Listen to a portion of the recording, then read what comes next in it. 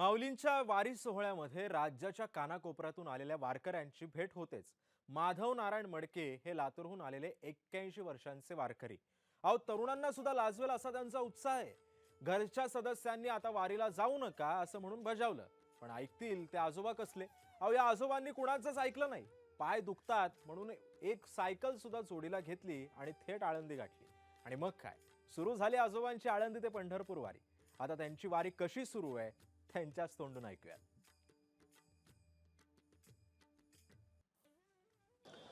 जय हरी विठ्ठल. मी आता धर्मपुरी या ठिकाणी आहे आणि धर्मपुरीतून पालखी सोहळा हा नातेपुते या मुक्कामी आज आहे.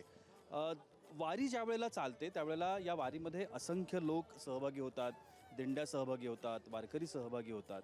आपापल्या परीनं पांडुरंगाच्या चरणी आपली श्रद्धा, आपली भक्ती हे अर्पण करण्याची ही वारी आहे. वारीमध्ये अनेक गोष्टी आपल्याला पाहायला मिळतात, अनेक माणसं आपल्याला भेटतात. मला आत्ता एक अशी व्यक्ती भेटलेली आहे जी या सायकलवरून वारी करते. तुम्ही सायकल बघताय बघा, छान असा ही तंबोरा या सायकलला लावला आहे त्यांनी आणि त्यांचं सगळं सामान या सायकलवरती आहे.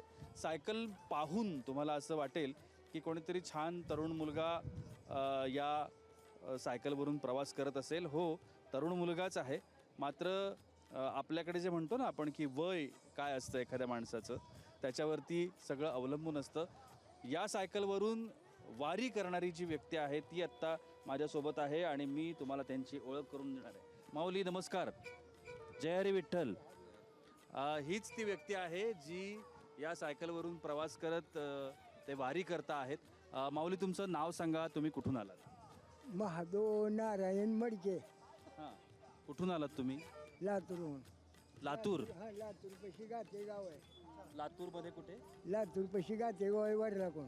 बरं, पण अशा पद्धतीनं सायकलवरून वारी करावी असं तुम्हाला का वाटलं? नाही, आमदार सायकल घेतली मी, त्याला येणं गेलं. अच्छा, यंदाच तुम्ही सायकल घेतली आहे. बरं, चालायला येत नाही म्हणून. हा, आता साधारणतः काय असेल वय, किती वयाचे तरुण आहात तुम्ही? मी 81 वय आहे. 81. अरे वा वा वा. आणि पहिल्यापासून म्हणजे किती वर्ष झाली असतील वारी करून? 19 वय ही चालू आहे. अच्छा, 19वं वर्ष चालू आहे. कोण कोण असतं घरी तुमच्या? घरी एक मुलगा आहे फक्त. हां. आणि पहिल्यापासून आवड आहे तुम्हाला?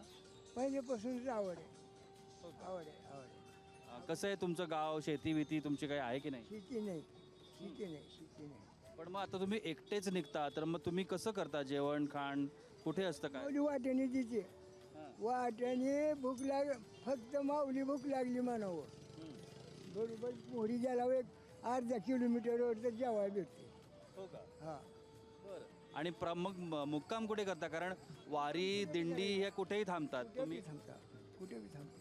कुठेही थांबता, तुम्हाला वाटेल तिकडे थांबता. बरं. आणि लातूरवरून आळंदीला जाता का पहिले? हा. बरं.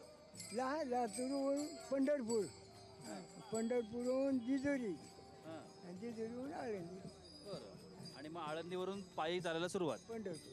बरं. पण आता तुम्ही आषाढीला पोहोचणार, आषाढीच्या आदल्या दिवशी पांडुरंगाचं दर्शन घेता का? ते असं दर्शन नाही होत. हां. दर्शन होत नाही, बाहेरून दर्शन. चुकून आल्यावर भ्या होते ना, दोनदा दर्शन होते. अच्छा, अगोदर वारीच्या सुरुवातीला. बरं. पण मग आता काय कळसाचं दर्शन घेऊन बाहेर पडता का? दर्शन घेऊन बाहेर पडायचं. बरं. पण मग आता जेवणा खाण्याचं म्हणजे हे जे स्टॉल्स असतात वगैरे तिथे खाता? जेवायला कोणी बी माऊली जेवा म्हणते, जेवण्याचा सवालच नाही. बरं. आता एक गेली की म्हणून जेवायचे का माऊली. पण या वयात ना आता माऊली आपण जर बघितलं तर काय काय आजार असतात, त्यामुळे झेपत नाही अनेक वेळेला. तुमच्याकडे बघितल्यानंतर असं वाटत नाही तुम्ही? वयाच्या मानाने झापण तर काही मला झालं नाही बघा. वा वा वा. फक्त वय जास्त आहे म्हणून कसलाही त्रास नाही, कसलाही आजार नाही. बरं. म्हणून सायकल आमदा घेतली. सायकल फक्त सामान ठेवण्यापुरती का चालवता? सामान ठेवतो बिन चालू तर मी वर्गणीला बसतोय. होय काय? अरे वा वा वा. मग तुम्हाला तर चढ उतार वगैरे असेल तेव्हा कसं करता? चढ लागला की उतरायचं, खाली चालायचं सायकल घेऊन. हां. आणि उताराला काही प्रश्नच येत नाही. उतरायला बसायचं. वा वा वा. 19 वर्ष झाली आता.